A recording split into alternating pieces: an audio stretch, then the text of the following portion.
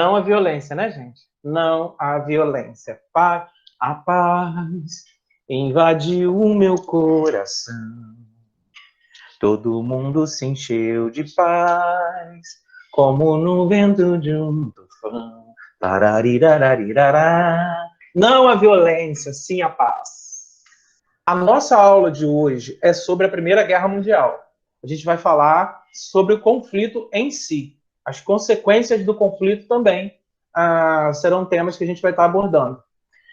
A gente, na aula anterior, conversou sobre a Segunda Revolução Industrial, conversou sobre o imperialismo, conversou sobre os aspectos relacionados ao ódio que vai surgir entre uma nação e outra no contexto da industrialização europeia. A gente falou sobre a Belle Époque, a gente falou sobre a paz armada.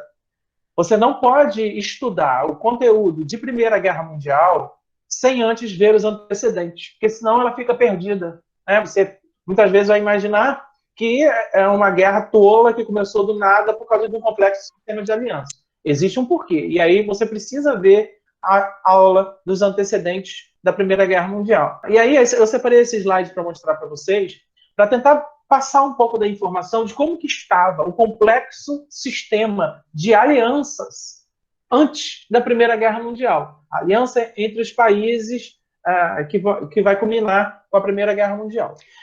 Existia uma aliança de ajuda mútua envolvendo países distintos que levaram à Primeira Guerra Mundial. Por exemplo, a Alemanha, o Império Austro-Húngaro e a Itália faziam parte de um único grupo, a chamada Tríplice Aliança. Tríplice Aliança, a Alemanha, então é fácil de gravar. O que significa essa aliança? É uma aliança mútua em caso de guerra.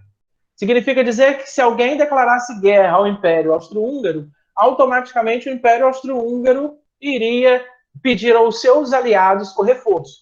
Vale lembrar, né, que você precisa entender o contexto de paz armada que a gente falou na aula anterior, em que os países, mesmo em paz, estavam se armando até os dentes e se preparando para um conflito iminente. Do outro lado, Rússia, França e Inglaterra tinham também uma aliança, né, voltada para ajuda mútua em caso de guerra. Significa dizer a mesma coisa. Se alguém agredisse a Rússia, por exemplo, automaticamente a Rússia ia pedir auxílio para os ingleses e para os franceses. E aí, por que existe uma observaçãozinha ali embaixo em relação à Sérvia? A Sérvia era uma área de disputa. Aquela região é uma área de disputa. A Rússia não era um país industrializado. Na Rússia existiam apenas 2 ilhas, 2 cidades industrializadas.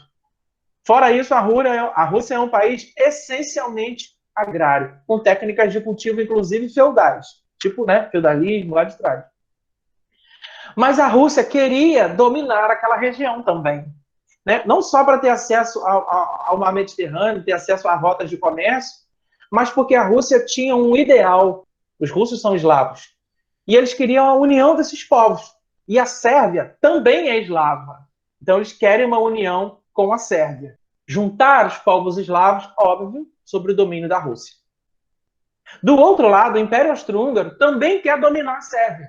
Então, a Sérvia é uma área de disputa. E o que acontece? Lutando para não ser dominada, lutando para que a Sérvia não seja dominada, estudantes nacionalistas sérvios matam o herdeiro do trono do Império Austro-Húngaro, Francisco Ferdinando. Então, Francisco Ferdinando foi assassinado por nacionalistas sérvios, estudantes. Como foi o assassinato do arquiduque? Em 28 de junho de 1914, Francisco Ferdinando chega às 10 horas da manhã à estação de trem de Sarajevo, capital da Bósnia-Herzegovina. Na época, a Bósnia-Herzegovina era parte do Império Austro-Húngaro, do qual Ferdinando era herdeiro. Ele e sua mulher Sofia embarcaram num carro conversível para fazer o passeio pela cidade. Outros carros acompanhavam o cortejo, com oficiais do governo e policiais. 6 terroristas ficaram posicionados ao longo da via Peuquai, no caminho do cortejo. Os terroristas estavam equipados com granadas e pistolas, além de cianureto a ser ingerido após o atentado, para que não fossem pegos com vida. Às 10h10, um dos terroristas arremessa uma granada no carro de Francisco Ferdinando, Mas a bomba erra o alvo e explode sob o carro que vinha atrás, ferindo umas 15 pessoas. O cortejo segue rápido para a prefeitura. O terrorista engole o cianureto e se joga no rio Miuiaca. O cianureto não o mata, só irrita sua garganta. E o raso leito do rio faz com que ele seja pego pela polícia. Na prefeitura, Francisco Ferdinando se revolta com o prefeito de Sarajevo durante o discurso de boas-vindas. Venho fazer uma visita e me jogam bombas. Decidem que o trajeto será alterado para confundir um eventual novo atentado. Na volta, o motorista entra na rua errada do trajeto antigo. Na hora em que o carro para e se prepara para mudar de rua, o terrorista Gavrilo Príncipe, de 19 anos, dispara contra o arquiduque. Acerta o abdômen de Sofia e o pescoço do arquiduque. O casal morre minutos depois. O assassinato dá início a uma crise na relação do Império Austro-Húngaro e o governo sérvio, acusado de apoiar e dar suporte aos terroristas. Automaticamente, o Império Austro-Húngaro declara guerra à Sérvia. Só que tem um porém. A Sérvia, ela é o quê? Eles são o quê? Eles são um povo o quê? Eslavo. Então, quem vai ajudar a Sérvia? A Rússia. Então, a Sérvia vai pedir auxílio à Rússia, e a Rússia é aliada de quem? Da Inglaterra e da França. Diante, né, desses três aí, o Império Austro-Húngaro vai pedir quem? Ajuda para os seus aliados. Então, o Império Austro-Húngaro vai pedir ajuda para a Alemanha e para a Itália. Dá-se a Primeira Guerra Mundial. Então, veja bem, o estopim que fez eclodir a Primeira Guerra Mundial é o assassinato de Francisco Ferdinando, herdeiro do trono do Império Austro-Húngaro, por nacionalistas estudantes sérvios, que não queriam que o Império Austro-Húngaro dominasse aquela região. Mas o motivo do conflito, o motivo da guerra, não é propriamente dito só esse assassinato. Né? O assassinato é o estopim, é a gota d'água. O motivo do conflito são as disputas imperialistas das potências europeias, as disputas por área de influência. Então eu digo, e a gente diz que o imperialismo, os descontentamentos do imperialismo, porque a Alemanha está descontente com o imperialismo. A gente viu na aula anterior que ela vai se sentir desmerecida. E ela vai dizer que ela ficou com as piores terras, com as piores regiões. Então ela está esperando qualquer momento para poder arrumar confusão com os outros países, porque ela quer mais áreas de influência. Mas ela não pode começar um conflito do nada. Então as disputas imperialistas, né, que vai gerar um nacionalismo, que é um amor exagerado ao seu país, e um ódio, uma aversão ao estrangeiro, é que são os motivos da Primeira Guerra Mundial. Motivos da Primeira Guerra Mundial: os descontentamentos com o imperialismo e o nacionalismo das potências europeias. E qual a justificativa, a gota d'água, o estopim para eclodir o conflito? O assassinato de Francisco Ferdinando caiu como uma luva para as intenções da Alemanha, que já queria arrumar confusão com todo mundo, porque ela está ali, ó, gradativamente, né, ascendendo economicamente, disputando, né, criticando o status quo, aquilo que estava estabelecido, e lutando pela hegemonia mundial. Ela foi diminuída em relação à partilha da África. Ela está descontente, ela pegou as piores regiões. Então ela está esperando a qualquer momento uma oportunidade para arrumar confusão com os outros. E esse momento, essa oportunidade veio a partir do assassinato de Francisco Ferdinando, que desencadeou uma série de alianças militares entre os países e culminou com a Primeira Guerra Mundial. Por que esse conflito é chamado de Primeira Guerra Mundial, se nem todos os países do mundo estavam envolvidos no conflito? É chamado de guerra mundial porque os seus efeitos são sentidos no mundo todo. Por mais que determinado país não tivesse ligado diretamente ao conflito, os seus efeitos, os efeitos do conflito são mundiais. E aí você tem esses reflexos que levam a dizer que é uma guerra mundial. O mundo nunca tinha visto uma guerra dessas.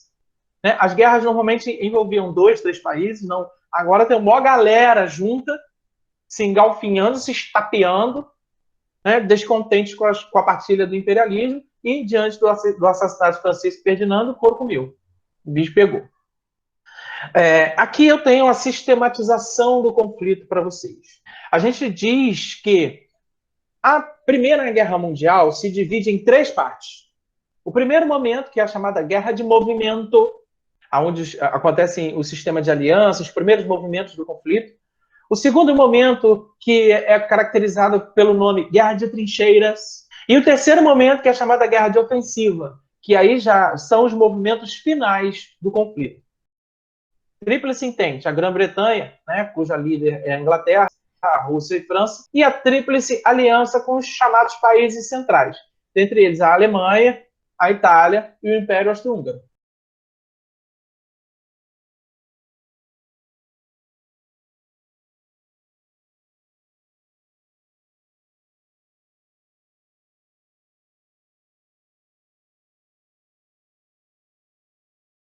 A guerra leva o nome de Guerra Mundial porque os seus efeitos se espalham pelo globo, conforme eu acabei de falar para vocês.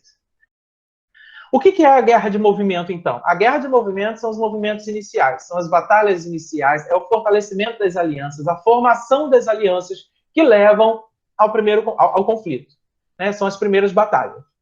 O segundo momento é a chamada guerra de trincheiras. Primeiro, eu preciso dizer para você o que é uma trincheira. Uma trincheira é um lugar, um local, né, de guerra.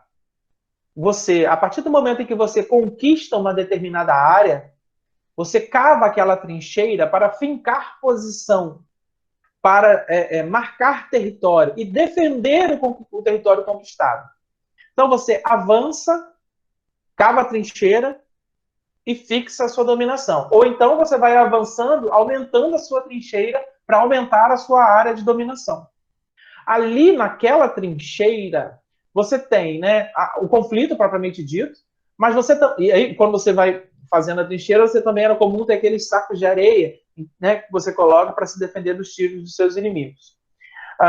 E aí você tem na trincheira uma série de acontecimentos ali. Você não só guerreia, né, mas ali você vai cozinhar, ali você vai comer convivendo com cadáveres. Porque você está guerreando e você não vai ter tempo de pegar o seu colega do exército que está ali morto e levar ele para um local para poder enterrar este cara. Você vai estar paralelo ao conflito lidando com o cadáver que está ali do lado. Você vai estar aqui comendo, mas o cadáver está ali do outro lado. Então, esse período, né, é caracterizado pelo nome, pela nomenclatura de guerra de trincheira, porque a trincheira é o que mais está presente na guerra, pelo menos nesse momento. E aí você vai costurar sua farda naquele momento, né, dentro da trincheira. E em alguns momentos no conflito, né, os soldados paravam de guerrear e confraternizavam com seus inimigos. Né? No Natal, você vai lá confraternizar com seus inimigos ali nas festividades de Natal, por exemplo. Porque se você for parar para pensar também, esses caras não têm praticamente interesse nenhum no conflito, eles estão ali defendendo o interesse do seu país, né? Indústria, não sei o quê, está muito distante da realidade da maioria dos soldados. Então, isso era uma reflexão que eles faziam naquele período. Uma outra observação que eu quero passar para vocês também é de que os equipamentos de guerra da Alemanha eram extremamente superiores aos demais países. Enquanto a Alemanha tem tanque de guerra, que está representado na imagem, os ingleses, por exemplo, os seus tanques de guerra são jipes, com a parte de cima, onde ficam os soldados, descobertas, sem proteção. Entendeu? Nas trincheiras, em determinado momento do conflito, também surgem as chamadas bombas de gás. Hitler, monstro, né, que a gente vai estar estudando a história dele quando a gente estiver falando da Segunda Guerra Mundial, era um mensageiro entre as trincheiras que corria e levava as mensagens para os soldados. E Hitler, no alto do seu ódio, porque Hitler, você sabe que é o braço direito de Satanás, né? Estão sentados os dois ali, um do ladinho do outro no inferno.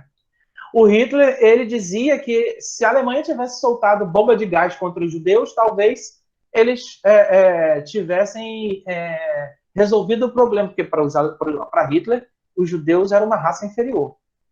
Né? Dentro do auge da sua monstruosidade, para Hitler, os judeus eram inferiores. Esse é o contexto. Só uma outra observação em relação a isso, para a gente parar de falar das questões militares propriamente dito, diz-se que Santos Dumont, que foi quem criou o avião, ele é um brasileiro, teria ficado profundamente depressivo ao ver a sua criação, que foi feita para transportar, né, para diminuir distâncias, para integração, ser utilizada para lançar bombas. Para você ver que o mundo ao mesmo tempo em que viu a Primeira Guerra Mundial, não estava preparado para um conflito daquele, né? E ninguém nunca deve estar preparado para um conflito desse, né? Porque a gente tem que pregar sempre o quê? A paz, a tolerância, a não violência. Assim, então, caracterizando o que é uma trincheira, né? Caracterizando o que é esse período, fica mais fácil da gente entender por que esse período carregou esse nome. Constituía-se na construção de trincheiras para marcar posição nos territórios invadidos. Nesse momento, também foram introduzidas armas como metralhadoras e tanques. Observação, metralhadora e tanque, arma desenvolvida, estava tudo na mão da Alemanha. Depois é que os outros vão desenvolvendo equipamentos parecidos. Mesmo com tecnologia superior, a Alemanha, aí no spoiler, né, vai perder a Primeira Guerra Mundial. Os russos vão gradativamente se enfraquecendo na Primeira Guerra Mundial. Sem sombra de dúvida, os russos foram os que mais morreram na Primeira Guerra Mundial. Os russos, como era um país agrícola, como era um país agrário, de técnicas de cultivo feudal, não tinham armas e nem equipamentos. Você imagina um alemão com a metralhadora, e aí você imagina o russo com aquela arma que você precisa abrir, botar ali a pólvora, botar a munição, fechar para poder atirar no seu inimigo. Enquanto você fez isso, os alemães já mataram não sei quantos russos. Em 1915, Japão e Itália começam a abandonar o conflito, saem da Primeira Guerra Mundial. E por razões distintas. O Japão sai da Primeira Guerra Mundial porque ele já pegou as regiões que ele queria dominar na China. E a Itália sai da Primeira Guerra Mundial porque ela recebeu uma promessa. Que promessa a Itália recebeu? As regiões de Alsácia e Lorena foram tomadas pela Alemanha na Guerra Franco-Prussiana. A guerra entre a França e a Alemanha culminou com a Alemanha dominando a Alsácia e Lorena, que era rica em matéria-prima, rica em carvão. E aí, os franceses vão falar o seguinte para a Itália: Itália, abandone a guerra, largue a Alemanha, deixe a Alemanha sozinha. Porque se vocês, italianos, largarem a Alemanha na Primeira Guerra Mundial, a gente vai tomar a Alsácia e Lorena da Alemanha e dar para você. Então a Itália sai da Primeira Guerra Mundial porque ela recebeu a promessa dos franceses de que eles vão tomar a Alsácia e Lorena dos alemães e entregar para eles. E aí um spoiler, né? Isso nunca vai acontecer. Nesse momento, a batalha começa a se tornar um pouco mais, não vou dizer mais sangrenta, né? Mas ela se torna mais violenta e mais impactante, porque as batalhas vão começar a ter uma maior quantidade de mortes. Nós temos a Batalha de Somme, com 1.100.000 mortos, e a Batalha de Verdun, com 600.000 mortos. E as batalhas vão gradativamente mudando das trincheiras para o mar. As batalhas navais vão se tornando mais decisivas do que as batalhas nas trincheiras.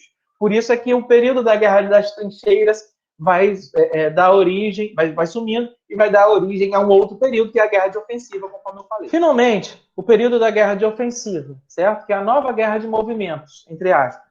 Os Estados Unidos vão ter um papel decisivo aqui. As coisas vão acontecer, gente, meio que simultaneamente. Por quê? Porque ao mesmo tempo, em que os russos vão sair da Primeira Guerra Mundial e vão vivenciar um processo de revolução interna, os Estados Unidos estão entrando na Primeira Guerra Mundial. E por que os Estados Unidos estão entrando na Primeira Guerra Mundial? Inicialmente, eles tinham uma prática de não interferir nos assuntos mundiais, uma política de neutralidade em relação aos conflitos mundiais. Então, os Estados Unidos oficialmente vendia armas, vendia mantimentos, vendia máquinas, combustíveis para quem? Para a França e para a Inglaterra.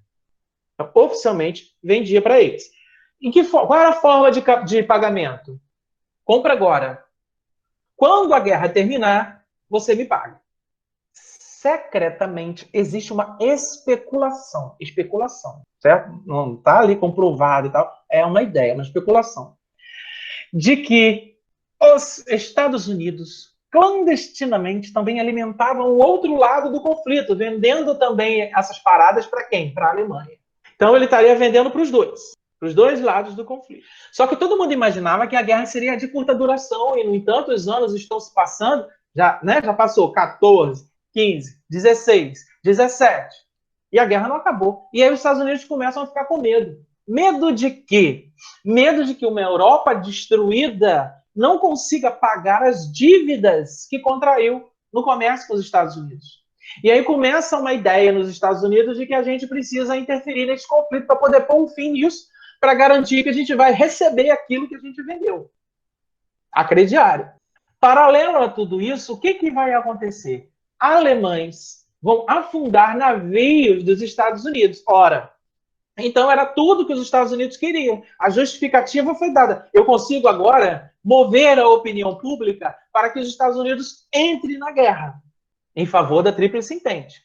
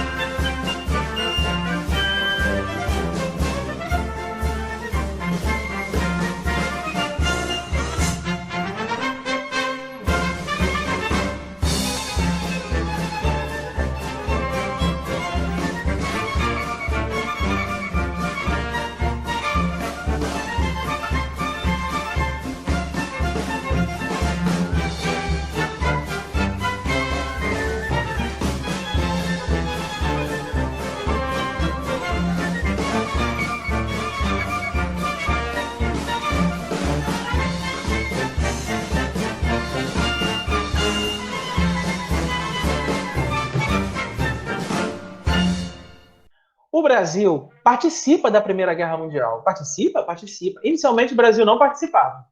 Né? Fazia o seu comércio lá com a Inglaterra, com a França, estava lá na tranquilidade.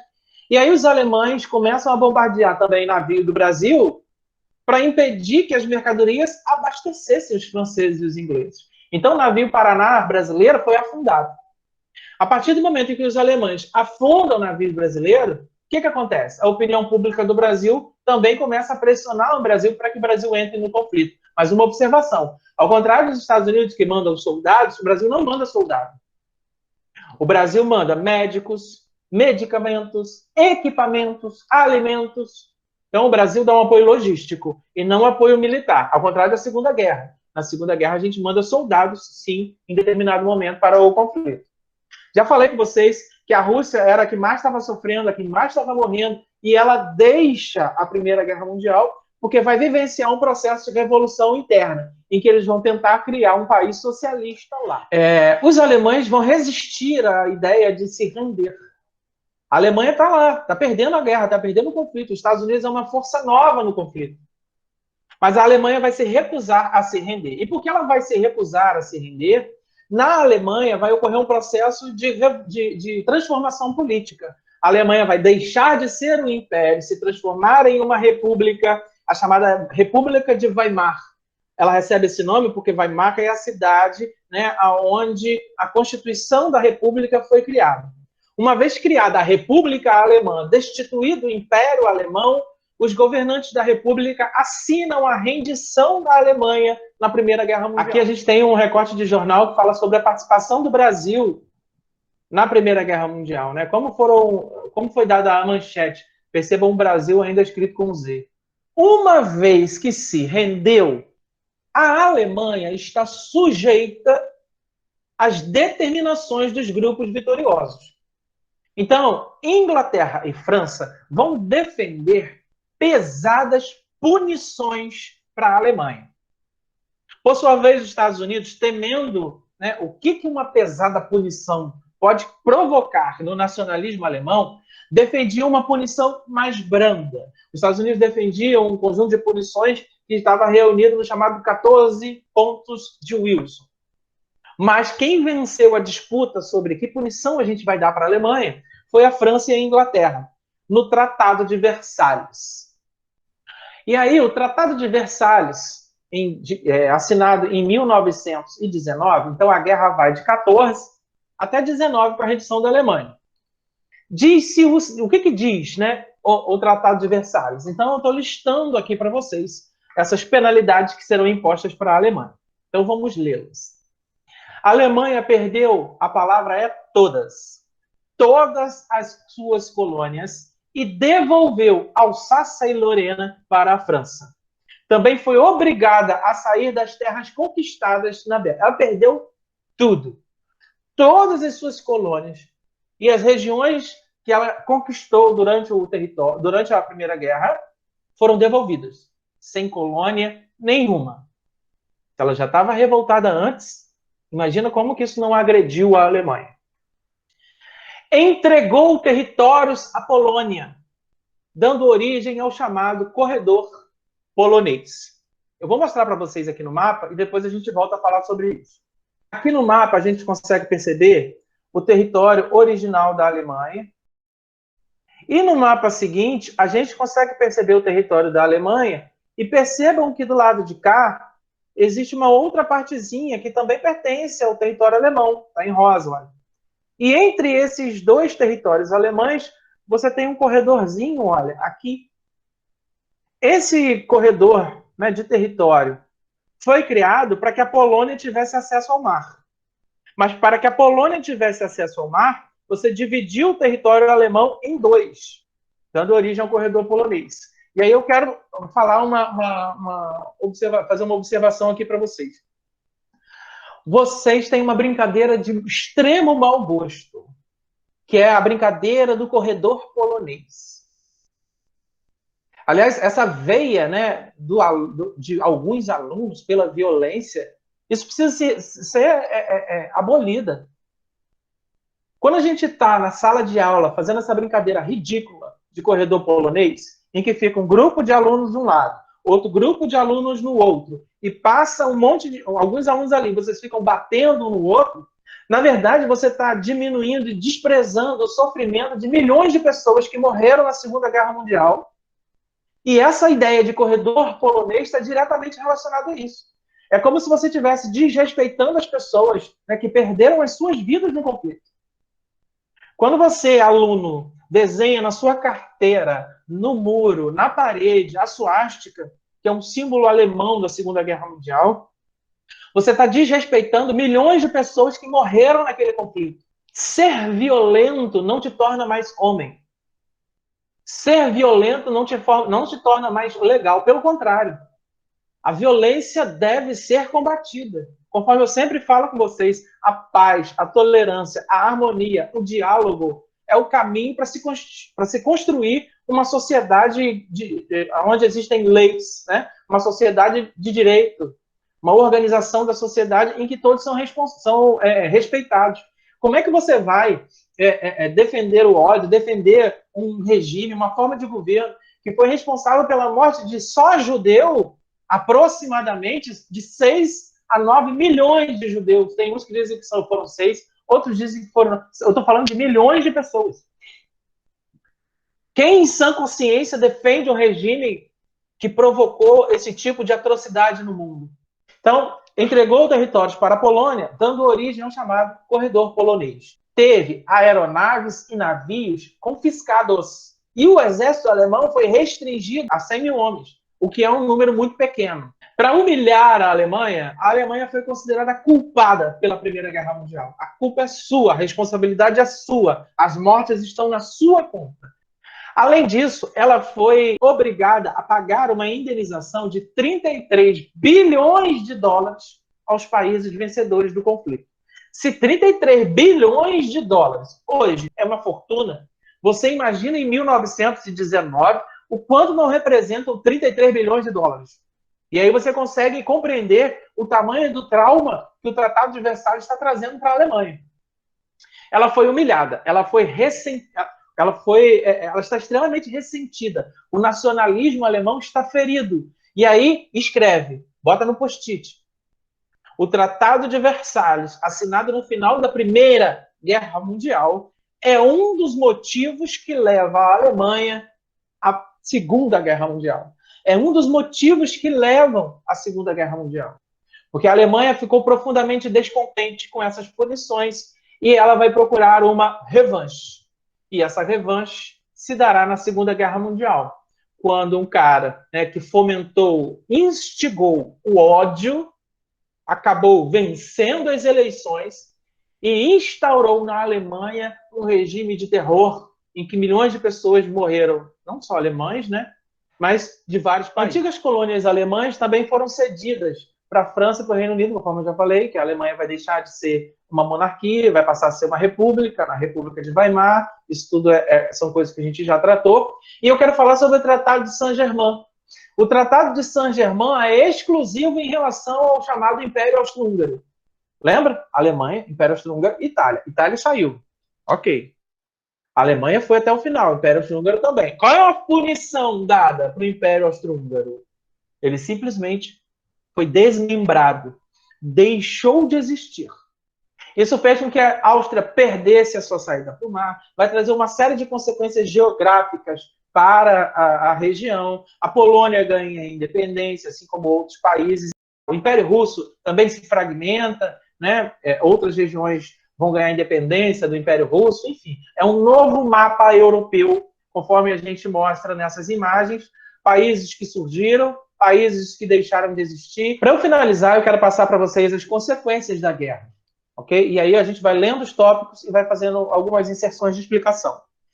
Acontece uma grande crise econômica na Europa. A Europa está devastada pelo conflito, e principalmente a Alemanha, por conta do Tratado de Versalhes. Agravam-se as rivalidades na Europa. Se a Alemanha já estava revoltada com as outras potências industrializadas antes da Primeira Guerra Mundial, por se sentirem injustiçada com o imperialismo, imagina agora depois do Tratado de Versalhes. Os Estados Unidos se tornam o país mais rico do mundo. É o líder, ele vai exercer a hegemonia econômica mundial.